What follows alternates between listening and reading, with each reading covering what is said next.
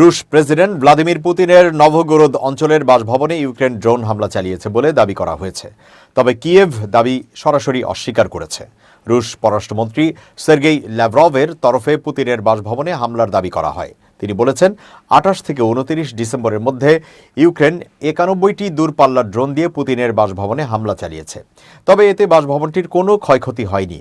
নিপুণ দক্ষতার সাথে রাশিয়ার আকাশ প্রতিরক্ষা বাহিনী ড্রোনগুলো ভূপাতিত করতে সক্ষম হয়েছে। এদিকে এই খবরে হতবাক হয়েছেন যুক্তরাষ্ট্রের প্রেসিডেন্ট ডোনাল্ড ট্রাম্প। তিনি পুতিনের সঙ্গে ফোনে কথা বলেছেন। ট্রাম্প জানান, এই হামলা ইউক্রেন যুক্তরাষ্ট্রের কাজকে প্রভাবিত করবে বলে পুতিনকে জানানো হয়েছে। কথোপকথনে ট্রাম্প ইউক্রেনের এই হামলার খবরে গভীর বিস্ময় ও ক্ষোভ প্রকাশ করেন। তিনি বলেন, ইউক্রেনীয় পক্ষের এমন বেপরোয়া পদক্ষেপ তিনি কল্পনাও করতে পারেন না। ট্রাম্প আরও উল্লেখ করেন, এই ঘটনা ভলোদিমির জেলেনস্কির সঙ্গে যুক্তরাষ্ট্রের কাজের ধরন ও নীতিতে প্রভাব ফেলবে।